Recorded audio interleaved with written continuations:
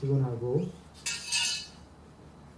지친 그런 시간인데 찬양을 부른다는 게 쉽지 않아요. 우리 찬양대를 위해서 박수 한번 하겠습니다.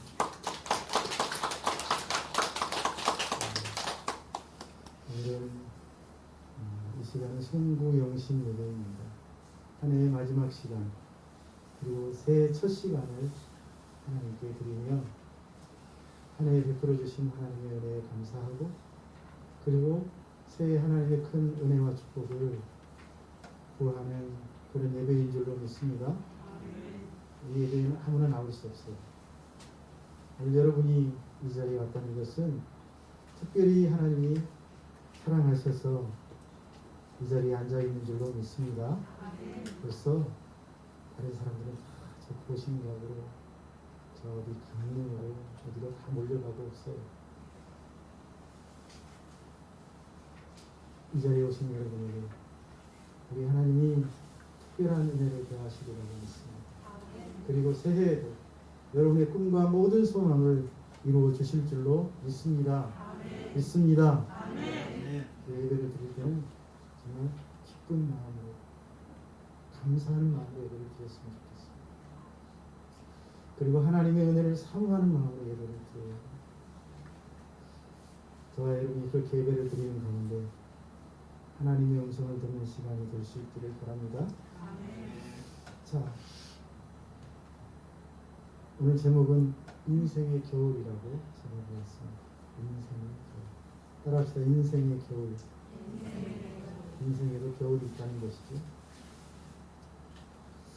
오늘 말씀은 참 열정적으로 복음을 전하던 사도.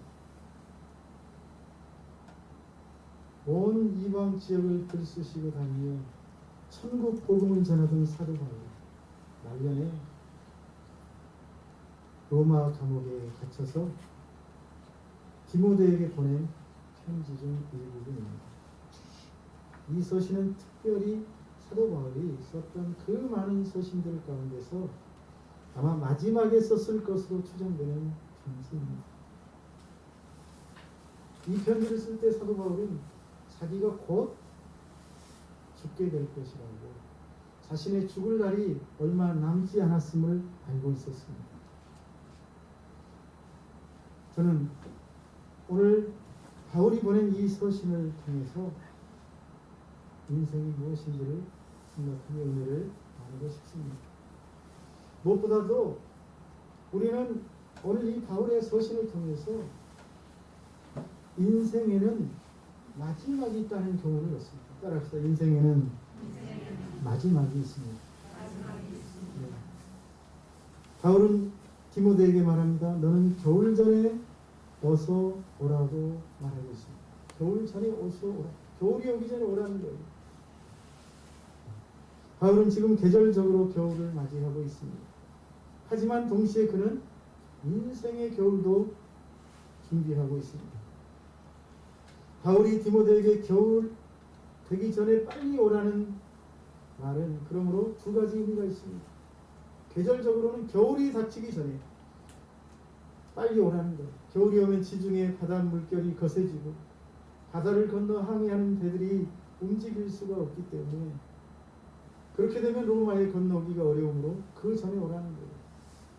두 번째는 죽음을 앞두고 있는 바울에게는 자기가 살 날이 얼마 남아있지 않기 때문에 죽기 전에 빨리 오라는 거예요. 내가 죽기 전에 너를 마지막으로 보고 싶다는 의미가 들어있습니다. 따라서 겨울 전에 오라는 말은 계절적으로는 겨울이 오기 전에 오라는 말이고 인생의 겨울로 말하면 내가 죽기 전에 빨리 오라는 말입니다. 여러분 그렇습니다. 인생에는 겨울이 있습니다. 우리의 삶은 영원하지 않아요. 우리가 영원히 살 수 있다면 얼마나 좋겠습니까? 하지만 우리의 인생은 영원하지 않습니다. 우리가 이 땅에 천년 만년 살 것 같지만 그렇게 살 수 없습니다. 아무리 위대한 영혼도 아무리 아름다운 절세 가입니다. 결국 죽게 됩니다. 길어야 100년입니다. 2021년 시작이 있었고 오늘이 그 마지막 날입니다. 2021년도 시작이 있고 끝이 있는 것처럼 인생에도 마지막이 있다는 사실을 여러분 잊지 말았으면 좋겠습니다. 바울이 그렇게 열정적으로 복음을 전하고 모든 사도들보다 더 많은 일들을 하고 성경도 12권이 넘는 성경을 기록하고 수많은 교회들을 세우고 수많은 사람들을 양육해서 그리스도를 따르는 제자가 되게 했지만 그에게도 곧 겨울이 찾아오고 있습니다. 우리에게도 겨울이 다가오고 있다는 사실을 인식하는 일이 무엇보다 중요하다고 하겠습니다. 나에게도 겨울이 있다는 사실을 알게 될 때 우리는 내 인생을 가치 있게 그리고 헛되게 보내지 않기 위하여 최선을 다할 것이기 때문에 내 인생을 하나님 앞에 아름답게 살기 위하여 몸부림칠 것이기 때문에 짧은 내 인생을 어떻게 하면 하나님을 기쁘시게 하고 사람을 행복하게 할 것인가 주를 위하여 살아갈 수 있을 것이기 때문에 저와 여러분이 우리의 인생이 얼마 남지 않았다는 사실을 심각하게 생각할 수 있기를 바랍니다. 그리고 우리의 인생을 하나님이 기뻐하시는 삶으로 만들어갈 수 있기를 주의 이름으로 축원합니다. 두 번째, 오늘 우리는 바울의 말을 통해서 하나님의 말씀을 붙들고 사는 일이 무엇보다 중요하다는 사실을 발견합니다. 따라합시다. 하나님의 말씀을 붙들자. 네. 하나님의 말씀을 붙들어야 여러분이 복을 받습니다. 2021년 여러분 어떻게 사셨습니까? 정말 하나님의 말씀을 붙들고 사셨습니까? 2022년에는 다가오는 새해에는 하나님의 말씀을 붙들고 한번 살아보시기를 권면합니다. 하나님의 말씀을 붙들고 살 때 그 말씀이 내 삶 속에서 살아 역사하는 것을 체험하게 될 것입니다. 오늘 13절입니다. 또 책은 특별히 가죽 종이에 쓴 것을 가져오라고 되어 있습니다. 여러분 이 신약 성경은 헬라어로 기록되어 있죠. 헬라어를 번역한 것입니다. 원문에 보면 이렇게 되어 있습니다. 카이타 비블리아 마이스타 타스 멤브라 나스. 무슨 말입니까? 비블리아 파피루스 조각들, 특별히 옷하고 파피루스 조각들을 가져오라. 특히 그 파피루스 조각들 중에서도 타스 멤브라 나스, 양피지들을 가져오라는 말이에요. 양피지. 그러니까 양피지만 가져오라는 말이 아니고 파피루스 조각들을 가져오되 양피지에 기록된 것들을 특별히 빼먹지 말고 가져오라는 뜻입니다. 당시에는 오늘날처럼 종이가 없었어요. 그리고 인쇄 기술이 없었어요. 팔자를 만들어서 이렇게 막 수천 권, 수만 권, 수백 권 밀어내는 시대가 아니에요. 다 사람이 기록하는 시대예요. 종이가 없어서 파피루스 조각에 기록했어요. 그리고 또 아주 많은 돈을 들여서 짐승의 가죽을 사가지고 그 가죽에다가 글자를 새겼어요. 둘둘둘 말아놓으면 부피가 엄청 크죠. 예를 들면 창세기 한 권이면 아마 부피가 이만큼 될 거예요. 출애굽기 하면 성경 전체를 모아놓으면 지게로 한 짐 져도 부족할 거예요. 그런 시대예요. 그러니 성경을 가지고 다닌다는 것이 굉장히 무겁고 불편하겠죠. 그 성경을, 하나님의 말씀을 사람들 각자가 손에 들고 읽는다는 건 있을 수 없는 일이었습니다. 그래서 바울은 드로와 가보의 집에 자기가 가지고 있던 파피루스 조각들, 특별히 그 중에 양피지에 기록한 그 성경들을 보관해 두었었는데 자신의 겨울이 가까워오자, 임종이 가까워오자, 마지막 날이 가까워오자 그 말씀을 보고 싶었던 것입니다. 죽기 전에 하나님의 말씀을 읽고 싶었던 것입니다. 그렇습니다, 여러분. 인생의 겨울이 가까울수록 더 우리가 가까이 해야 할 것은 하나님의 말씀인 줄로 믿습니다. 따라합시다. 하나님의 말씀을 가까이 하자.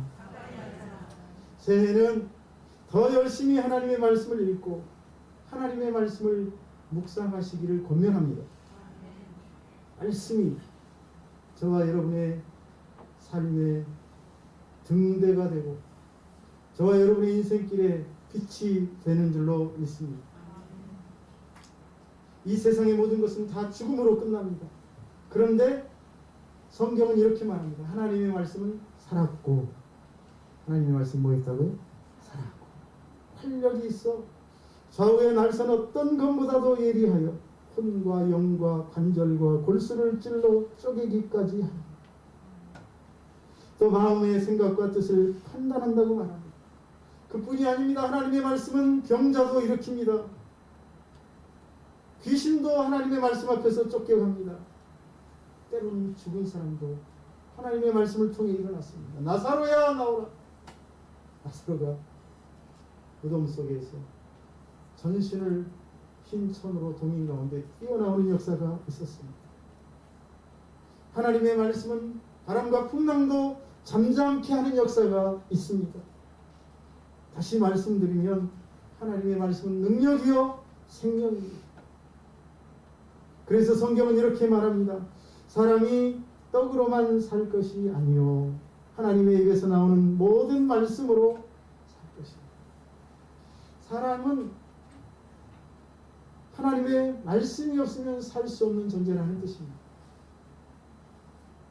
예수님은 말씀하셨습니다. 나는 하늘에서 내려온 살아있는 떡이니 사람이 이 떡을 먹으면 영생하리라. 내가 줄 떡은 곧 세상의 생명을 위한 내 살이니라 하시니 내 살을 먹고 내 피를 마시는 자는 영생을 가졌고 마지막 날에 내가 그를 다시 살리리라. 내 살과 피, 떡으로 비유하고 있죠. 내 살과 피는 예수님의 육신과 그분의 십자가의 보혈을 의미합니다. 1차적으로. 그러나 2차적으로는 하나님의 말씀을 의미합니다. 할렐루야. 예수님의 입에서 선포되는 하나님의 말씀을 의미하는 줄로 믿습니다. 그 말씀을 먹는 자는 살아납니다. 그 말씀을 받는 자는 소생하는 줄로 믿습니다. 하나님의 말씀은 생명의 양식이기 때문입니다. 그러므로 인생의 겨울이 가까울수록 죽을 날이 가까울수록 뭐가 더 필요하겠어요? 생명이신 하나님의 말씀이 필요한 줄로 믿습니다. 하나님의 말씀을 가까이 해야 할 줄로 믿습니다. 새해에는 저와 여러분이 하나님의 말씀을 가까이 하고 말씀을 붙들고 삶으로 한 해를 승리하고 하나님의 축복 속에서 살아갈 수 있기를 주의 이름으로 축원합니다. 우리는 바울을 통해서 용서를 배웁니다. 용서의 삶을 살라는 교훈을 얻습니다. 따라합시다. 용서하자. 다시 합시다. 용서하자. 용서하세요. 남편 용서하세요. 자녀들도 용서하세요. 옆집 이웃도 용서하시기 바랍니다. 따라합시다. 용서하자. 용서가 여러분 축복인 줄로 믿습니다. 10절로 11절 대만은 이 세상을 사랑하여 나를 버리고 데살로니가로 갔고 그리스계는 갈라리아로 디도는 달마디아로 갔고 누가만 나와 함께 있다. 네가 올 때 마가를 데리고 오라. 그가 나의 일에 유익하다. 이게 무슨 말입니까? 누구는 어디로 갔고 누구는 어디로 갔고 배경을 알지 못하면 이해할 수 없겠죠. 자, 이 말씀에 사도 바울이 마음에 두고 있는 사람들 이름이 나타나죠. 데마, 그리스계, 디도, 누가, 마가, 그리고 디모데가 그들입니다. 그런데 이 사람들을 세 종류로 나누어 볼 수 있습니다. 하나는 바울과 삶을 함께 했던 사람입니다. 마지막까지 함께 있는 사람. 또 한 종류는 바울과 함께 있지 않는 사람. 바울을 떠나 있는 사람입니다. 마지막은 바울을 버리고 배신하고 다른 길로 간 사람이 그들입니다. 이 중 마지막까지 바울과 함께 있었던 사람은 누굽니까? 바로 누가라는 사람입니다. 바울과 함께 하지 않았던 사람은 그리스계, 디도, 마가이고 다른 길을 갔던 사람, 진리를 떠나 세상으로 나아갔던 사람은 데마로 나옵니다. 데마라는 이름이 성경에 3번 나오는데 빌레몬서 1장 24절에 그를 바울은 동역자라고 불렀습니다. 하지만 골로새서 4장 14절에서는 그냥 데마라고만 이야기합니다. 수식어가 없어요. 오늘 말씀에서는 세상을 사랑하여 나를 버리고 떠나갔다고 했으니, 이런 구절들을 종합해보면 데마는 처음에는 바울을 잘 따르는 사람이었습니다. 그러나 핍박과 세상 유혹에 넘어가서 세상을 사랑하여 바울을 떠나간 사람이라고 할 수 있겠습니다. 우리는 결코 데마와 같은 사람이 되지 않기를 바랍니다. 마지막까지 진리의 말씀을 붙들고 믿음으로 살아갈 수 있기를 바랍니다. 마지막까지 예수와 함께, 마지막까지 주의 복음을 위하여 헌신하는 저와 여러분이 될 수 있기를 축복합니다. 누가라는 사람이 나오죠. 참 훌륭한 사람입니다. 마지막까지 바울과 함께 삶을 나누었던 사람입니다.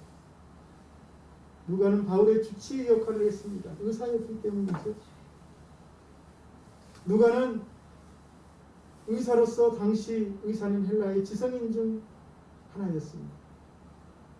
누가는 의사로서 모든 영화를 포기하고 바울을 돕는 것이 하나님을 돕는 일이라 생각하고 마지막까지 바울을 따랐습니다.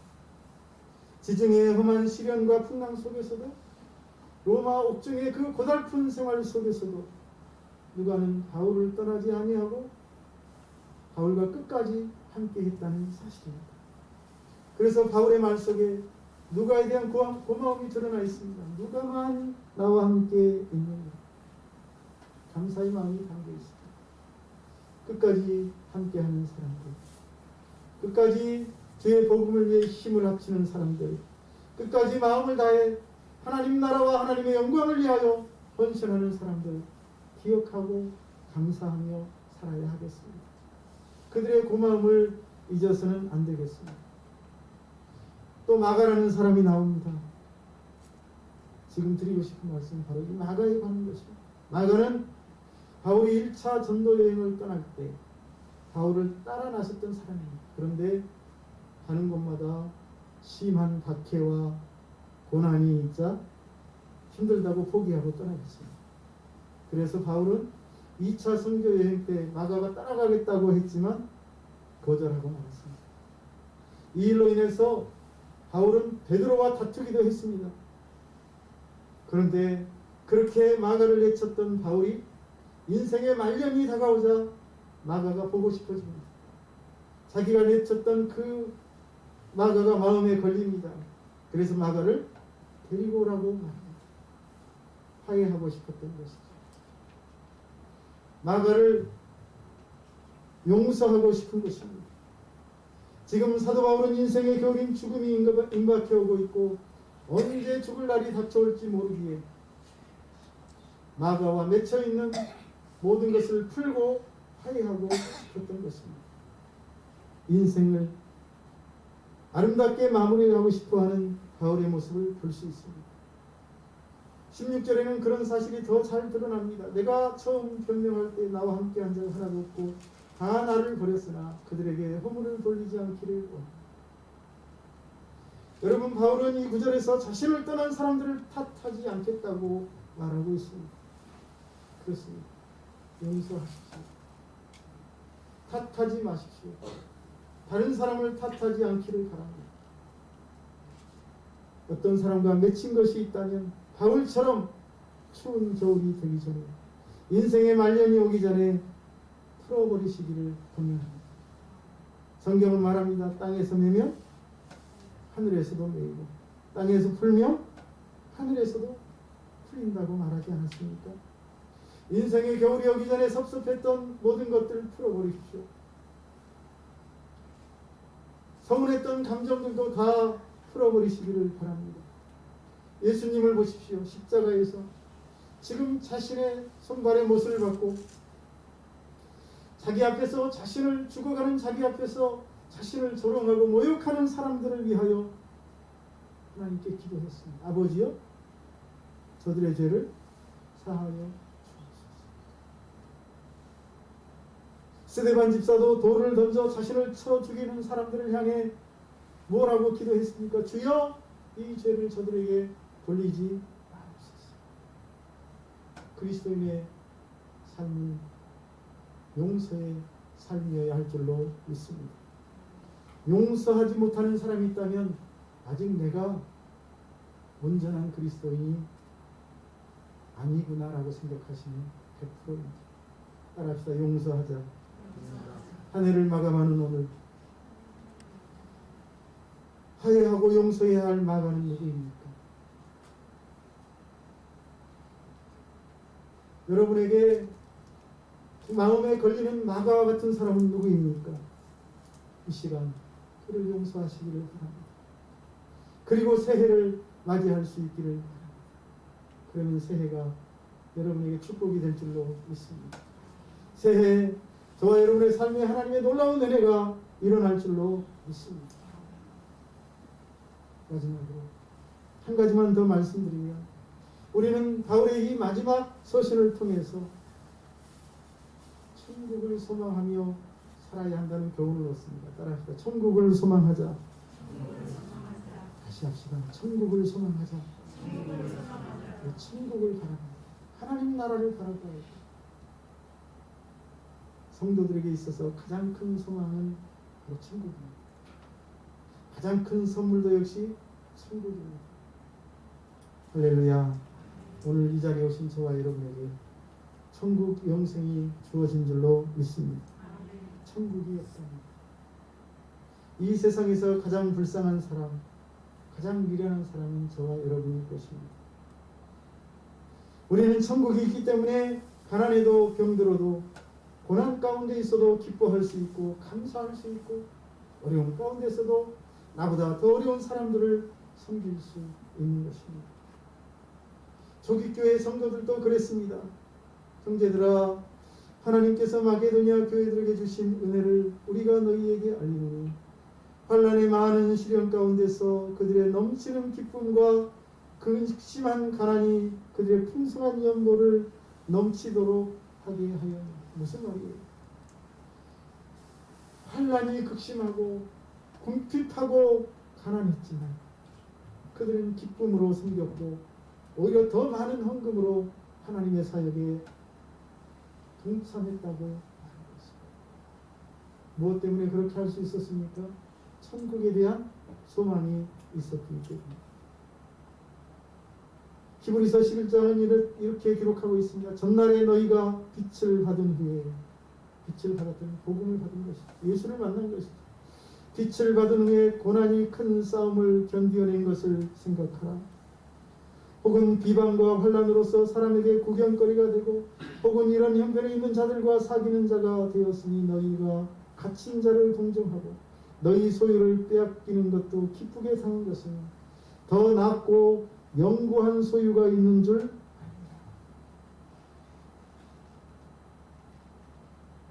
예수를 만난 후에 큰 고난과 환난과 핍박을 견뎌내고 조롱과 모욕을 견뎌내면서도 기쁘게 그 모든 것을 감사하고 감당하는 것은 무엇 때문이라고요? 더 나은 영원한 소유가 있는 줄 압니다. 천국이 있는 줄 알기 때문에 견딜 수 있었다는 것입니다. 다시 말하면 천국을 소망했기에 모든 어려움과 고난을 이길 수 있었고 견딜 수 있었다는 말입니다.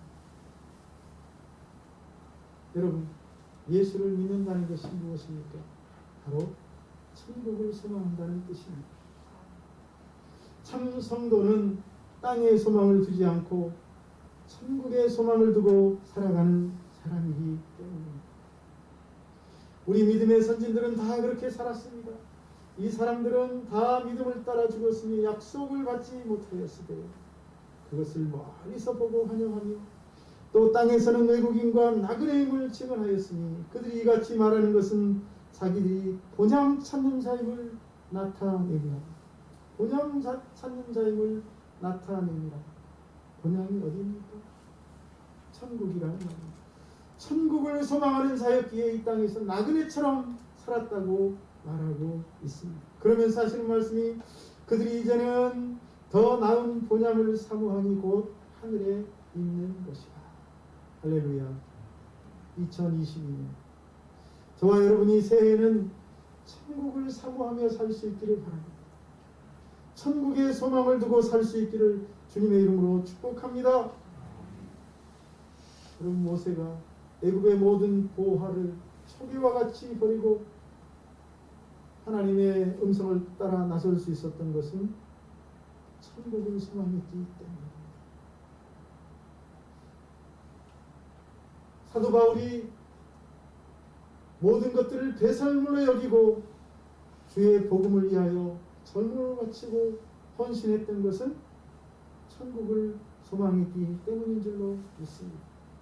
천국을 소망하는 사람들은 이 땅의 미래를 두지 않습니다. 환난과 고난도 두려워하지 않습니다. 죽음도 겁내지 않습니다.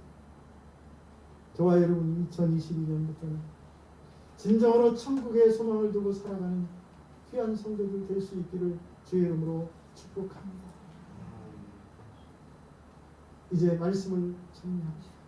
여러분, 우리는 사도 바울이 디모데에게 보내는 이 서신 마지막 부분을 통해서 진정으로 우리가 무엇을 힘쓰며 살아야 할지를 배웁니다. 아니, 인생이 무엇인지를 배웁니다. 인생은 영원하지 않다는 것입니다. 다시 말씀드리면 잠깐 있다가 가야 한다는 것입니다. 어디로 갑니까? 우리가 소망하는 천국으로 가게 됩니다. 그러니 천국에 갔을 때 하나님 앞에 부끄럽지 않도록 우리는 말씀을 가까이 하며 살아야 할 것입니다. 용서의 삶을 살아야 할 줄로 믿습니다. 그리고 그것을 통해서 하나님의 영광을 드러내는 삶을 살 수 있기를 주님의 이름으로 축복합니다. 오늘 이 자리에 참석한 성도님들이 2022년은 진정으로 바울처럼 천국을 소망하며 하나님의 영광을 위하여 살아갈 수 있기를 주의 이름으로 축원합니다. 기도하겠습니다. 살아계신 하나님, 한 해를 돌아보니 정말 하나님의 영광을 위하여 살았는지 부끄럽기 짝이 없습니다. 하나님, 우리를 불쌍히 여겨 주시옵시고 우리가 온전한 믿음으로 살지 못했던 것을 고백하오니 우리의 죄를 용서하여 주옵소서. 이제 한 해를 보내고 새해를 맞사오니 하나님이여, 새해에는 우리의 믿음이 더 성장하게 하여 주시고 우리의 믿음이 더 성숙하게 하여 주시옵시고 우리의 신앙이 더 뜨거워지게 하여 주시고 하나님의 영광을 위하여 천국을 소망하며 살아갈 수 있도록 인도해 주옵소서. 짧은 한 생애를 하나님이 기뻐하시고 하나님이 영광을 받으시는 삶에 최선을 다할 수 있도록 하나님 저희들의 삶을 권고하여 주옵소서. 세상의 헛된 것들에 마음 뺏겨 시간을 빼앗기거나 젊음을 낭비하는 일이 없도록 하나님 도와주시옵시고 저희들 이 땅에서 지혜롭게 주의 영광을 위하여 살고 하나님이 기뻐하시는 복된 일들에 헌신하며 살아갈 수 있도록 축복해 주시옵소서. 2022년 우리의 삶을 받아주시옵기를 원하옵고 예수님의 이름으로 축복하고 기도하옵나이다.